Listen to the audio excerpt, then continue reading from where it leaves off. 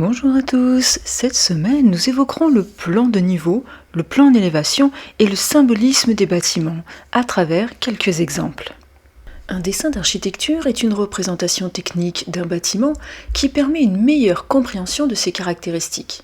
Ce dessin tient compte de principes géométriques, de considérations esthétiques et d'exigences pratiques. Le plan détermine la forme du bâtiment, laquelle dépend de la configuration du terrain et de la fonction prévue. Accueillir une foule en la regroupant, loger des familles en unités distinctes, etc. Outre ces contraintes, des considérations symboliques et des héritages formels sont déterminants. Le plus ancien plan d'architecture connu fut gravé sur un bloc de calcaire il y a environ 9000 ans. Il s'agit d'un desert kite jordanien découvert en 2023. Un desert kite est un dispositif de chasse ou d'élevage de hardes d'animaux herbivores utilisé au Moyen-Orient durant le Néolithique. Au Moyen-Âge, les plans des édifices étaient tracés directement sur le sol, sur le chantier de construction. À la Renaissance, la redécouverte des traités antiques de Vitruve modifie le statut d'architecte. Le dessin devient une étape importante de l'élaboration d'un édifice. À partir du XXe siècle, les architectes s'éloignent du terrain pour se concentrer sur la conception du bâtiment. L'emploi du dessin dans l'architecture a changé au fil du temps. Autrefois outil de construction, il devient un moyen de conception artistique. Les dessins médiévaux étaient peu détaillés, laissant place à des décisions prises sur le chantier, contrairement aux dessins actuels fournis par les architectes. Les élévations de Sansedoni signalent une nouvelle évolution, où l'architecte devient le producteur des documents de conception, marquant la séparation d'avec les constructeurs. L'architecte n'est plus un artisan, mais devient un artiste et un théoricien. La curiosité et l'observation sont des moteurs créatifs, complétés par des connaissances techniques. Le plan sert à communiquer au constructeur un ensemble de caractéristiques diverses afin de l'aider dans sa tâche. La forme de l'édifice, ses dimensions, ses matériaux, ses volumes, ses éléments de décoration, etc. Les caractéristiques du dessin varient en fonction de la personne amenée à en faire usage. Un maçon ne s'attardera pas sur les mêmes détails que le sculpteur ou le maître verrier. Le protocole de construction dépend du pays, car chacun d'eux a ses normes et ses usages, critères liés au climat, à la localisation de l'édifice, à l'usage. Le plan est le principal dessin d'architecture. C'est une vue de dessus qui représente la disposition des espaces dans un bâtiment à la manière d'une carte. Cette représentation indique les murs, les portes et les fenêtres du bâtiment. À partir du Haut Moyen-Âge, les couloirs de circulation deviennent une préoccupation des architectes et prennent de l'importance sur les plans. Les baies gagnant en hauteur, les architectes multiplient les triforiums, les déambulatoires et les coursives. Chaque niveau du bâtiment est représenté par un plan différent. Ces plans de niveau sont souvent associés à des vues en coupe et des plans en élévation. Une élévation est la représentation d'une façade, qui ne doit pas être confondue avec la façade de l'édifice. C'est la vue la plus commune pour représenter l'aspect extérieur d'un bâtiment. Chaque élévation est nommée selon la position relative à la façade principale sur rue. Avant, gauche, droite ou arrière. Ou de la position relative aux points cardinaux, nord, sud, est et ouest. Avec le système de l'entresol, entre le sol et le premier étage, l'élévation montre que l'étage ne se confond pas forcément avec le niveau. Les bâtiments n'étant quasi jamais de forme rectangulaire, une élévation typique montre tous les éléments d'un bâtiment visibles dans une direction particulière. De nouveau, la destination du bâtiment et les contraintes de tout ordre déterminent cette élévation et en particulier le nombre d'étages. Mais des habitudes ou des modes propres à une époque ou à une région sont déterminants dans l'aménagement de ces étages et de leur culmination, c'est-à-dire le toit. La succession des ordres, autrement dit des types de colonnes, caractérise ainsi les constructions de l'Antiquité gréco-romaine, puis celles qui s'en inspirent à partir de la Renaissance. Le dorique, plus résistant, est au rez-de-chaussée. Il porte l'édifice. L'ionique est au premier étage. Le corinthien au second. À partir de la Renaissance également, il est de tradition que le dernier étage d'un bâtiment soit moins élevé que les autres et parfois situé en retrait. On parle alors d'attique. Une élévation peut être intérieure. Elle sera forcément une perspective ou une vue en coupe comportant en fond une élévation. Elle permet de voir les galeries et les déambulatoires. Une vue en coupe représente un bâtiment coupé sur un plan vertical. Dans cette vue, chaque élément coupé par le plan est représenté par une ligne en gras. Les coupes sont notamment utilisées pour décrire les relations entre les différents étages d'un bâtiment. Il existe plusieurs façons de dessiner les plans et les élévations, à main levée ou croquis, via des instruments de mesure ou par ordinateur. Le dessin à main levée ou croquis ne s'appuie pas sur la précision, il traduit plutôt la vision de son auteur et laisse la place à une certaine interprétation, bien que certains éléments peuvent être rigoureusement définis au moyen d'annotations. C'est un outil graphique de communication qui peut s'avérer utile dans toutes les phases de l'évolution du projet d'architecture. En phase préliminaire de relevé, c'est l'outil indispensable pour compléter l'observation et la compréhension de la situation existante. Lors de la communication avec le client, il permet de restituer des informations parfois difficiles à assimiler par le profane. Lors de la réalisation des ouvrages sur chantier, le croquis permet aux différents acteurs de se comprendre rapidement ou de régler un désaccord. Pour un dessin plus professionnel et précis, le dessinateur réalise le schéma au crayon avec la précision requise, puis ce dernier est ancré au tire-ligne. L'usage du tire-ligne est remplacé par celui du stylo tubulaire à l'encre de Chine, pour lequel l'épaisseur du trait est réglée de façon unique et définitive par le diamètre de la plume tubulaire qui distribue l'encre sur le support. Il existe donc des stylos de différentes épaisseurs. Depuis les années 1990, le dessin assisté par ordinateur est de plus en plus exploité en architecture. Les dessinateurs ont dû apprendre à maîtriser les logiciels de modélisation tridimensionnelle. En adaptant à l'infini des objets et processus de base, des logiciels spécialisés gèrent toute la chaîne de production graphique et participent, dans certains cas, au processus de réalisation matérielle.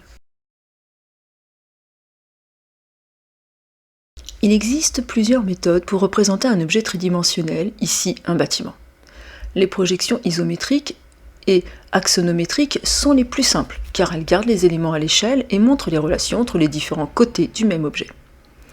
La projection axonométrique représente les objets en 2 dimensions. Elle a pour objectif de conserver l'impression de volume ou de relief. Appelée aussi parfois perspective rapide ou perspective artificielle, elle ne représente pas ce que l'œil voit réellement. Les parallèles restent représentés par des parallèles et les distances ne sont pas réduites par l'éloignement. La projection isométrique utilise un repère dans lequel les 3 directions de l'espace ont la même proportion. Ce mode de projection fut très utilisé jusqu'au milieu du XXe siècle. Les projections axonométriques sont aujourd'hui remplacées par des vues générées par des outils de conception assistés par ordinateur à partir d'un modèle tridimensionnel. La perspective cavalière permet de garder le côté principal sans distorsion et applique une échelle 0,7 sur la profondeur. Cette technique représente des objets en 3 dimensions sur un support en 2 dimensions. La taille des objets ne diminue pas lorsqu'ils s'éloignent. Ce mode de perspective a maintenant disparu de l'usage général. La sensibilité esthétique et l'expérience individuelle s'expriment dans les phases de conception, mais aussi dans la réalisation d'un dessin, si celui-ci n'accompagne pas la conception, croquis, esquisses, etc. Même s'il s'agit avant tout de traduire des caractéristiques techniques, les compétences graphiques contribuent à la finition, ainsi qu'à l'agrément des utilisateurs, sans pour autant laisser place à la fantaisie. Les compétences d'ordre esthétique sont particulièrement mobilisables dans les représentations du design d'intérieur. Jusqu'au XXIe siècle, l'esthétique des dessins d'architecture, hormis la perspective, pour faire la réclame publicité auprès du client, n'a jamais été utilisée comme marque de créativité d'artiste. Le symbolisme joue un rôle crucial dans la conception des bâtiments et des paysages urbains. Il s'agit d'un moyen d'utiliser des éléments architecturaux pour représenter des idées, des croyances ou des aspects culturels spécifiques. Cette technique permet à l'architecture de raconter une histoire ou de transmettre un message au-delà de sa simple apparence physique. Les architectes utilisent des formes, des matériaux et des motifs particuliers pour évoquer des pensées ou des émotions spécifiques. Par exemple, les colonnes grecques classiques symbolisent l'ordre et la force, tandis que les arcs gothiques peuvent évoquer l'envolée vers le divin.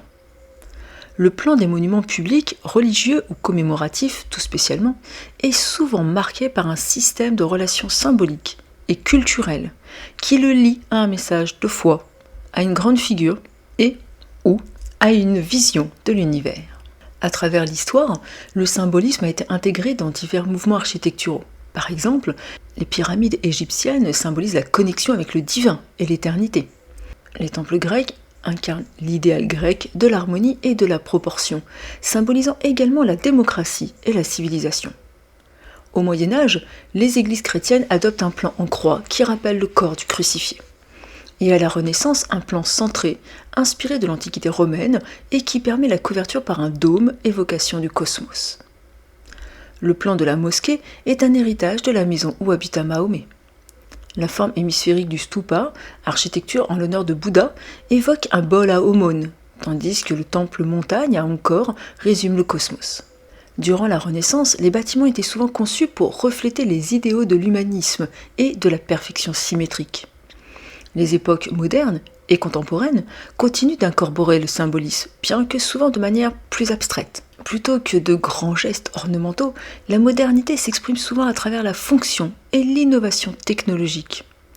Le Bauhaus met l'accent sur la fonctionnalité, mais symbolise également le progrès social par la simplification des formes.